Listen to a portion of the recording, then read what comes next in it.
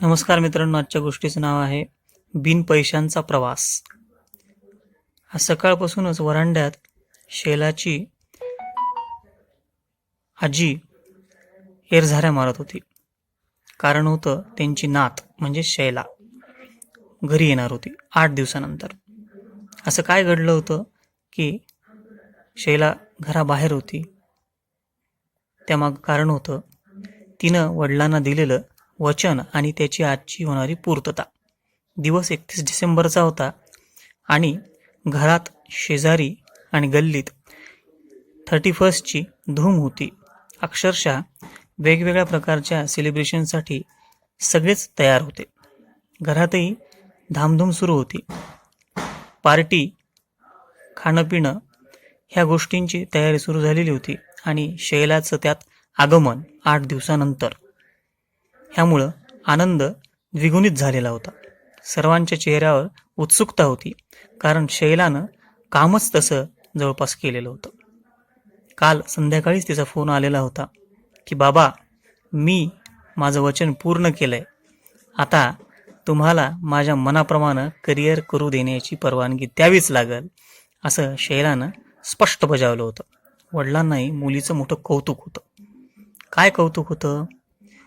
8 दिवसांपूर्वी शैलाला वडिलांनी चांगलंच खडसावलं होतं. त्या दिवशी ती खूप नाराज होती.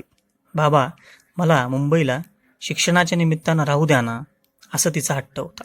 आणि वडिलांना वडील म्हणून, बाप म्हणून असलेलं त्यांचं मन मुलीला एकटं महानगरात सोडण्यासाठी धजावत नव्हतं.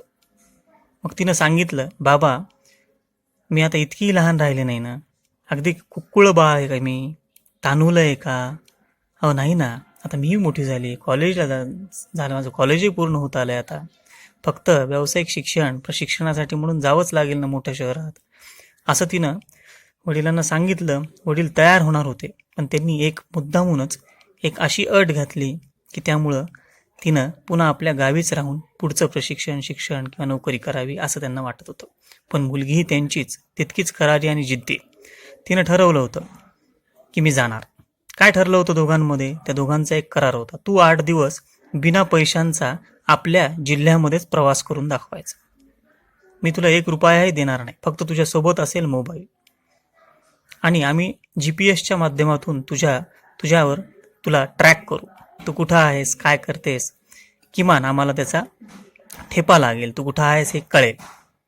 बस, बाकी 1 रुपया सुद्धा तुला दिला जाणार नाही.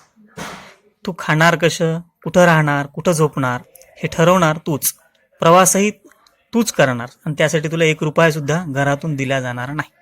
आणि तुला मैत्रिणी, नातेवाईक, भावाकडून, शेजाऱ्यांकडूनही पैसे घेता येणार नाहीत.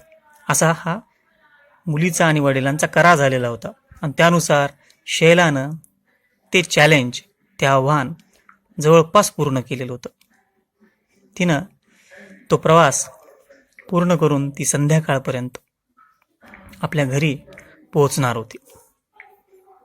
हीच तिची कामगिरी होती आणि ही कामगिरी आपल्या नातीनं जवळपास पूर्ण केली. आणि आज सायंकाळी ती येते, या आनंदानं तिच्या आजीचे डोळे भरून येत होते. काय पोर आहे बाई. अहो, खिशात 1 रुपया नसताना एवढा प्रवास केलाच कसा असेल बरं हिनं? आम्ही मोबाईलवर पाहत होतो, कुठं कुठं जाऊन आली, बाप रे बाप, असं तिच्या आजीच्या मनात येत होतं आणि त्यांना भरून येत होतं.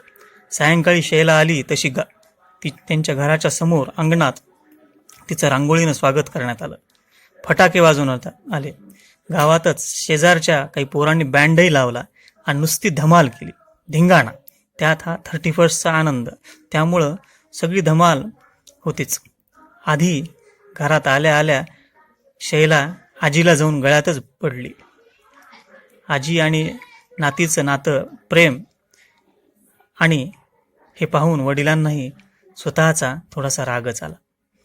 मुलीची अशी परीक्षा घ्यायला नको होती असं त्यांना वाटलं. काही तिचं बरं वाईट झालं असतं या प्रवासात तर उत्तर कोणाला द्यायचं.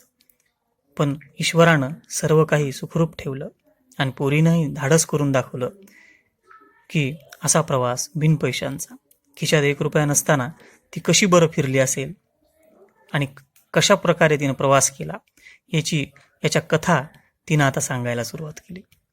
घरातून बाहेर पडल्यानंतर ती बराच अंतर चालली आणि गावाच्या बाहेर पडली तेव्हा एक ट्रक तिला एका ट्रकच्या चालकानं तिला माणुसकी म्हणून काही अंतरावर सोडलं. पुढं ती अशीच एका कारनं आणखी पुढं गेली. उतरल्यानंतर तोपर्यंत संध्याकाळ झालेली होती. एका गावात मंदिरात ते उतरली. तिथं सायंकाळची कुठली तरी पंगत सुरू होती. मग तिथं तिचं भोजन झालं. तिथं रात्रीचा मुक्काम केल्यानंतर सकाळी ती पुन्हा अशीच चालत राहिली. चालता चालता अशीच लिफ्ट मागितली आणि ती पुढच्या गावाला गेली. अशा पद्धतीनं तिचा प्रवास तिनं 1 रुपयाही न देता अगदी सुखरूपपणे पार पाडला. पण हे सगळं करत असताना शैलाला अतिशय अलर्ट राहून, स्वतःची काळजी घेऊन आणि सगळ्यात महत्त्वाचं म्हणजे समोरील माणूस तिनं नीटपणे वाचून पारखून घेण्याचं कसब आपल्यामध्ये कसं आहे हे शैलानं दाखवून दिलेलं होती. खरंच कमाल होती. शैलानं तिच्या घरात अशा पद्धतीची कामगिरी करून सर्वांनाच चकित करून टाकलेलं होतं. शैला आता जगात कुठेही गेली तरी तिच्या वडिलांना किमान चिंता वाटत नव्हती. चिंता राहणार नाही.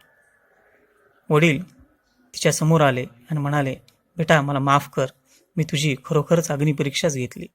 अहो बाबा, तुम्ही अग्निपरीक्षा घेतली काय म्हणता?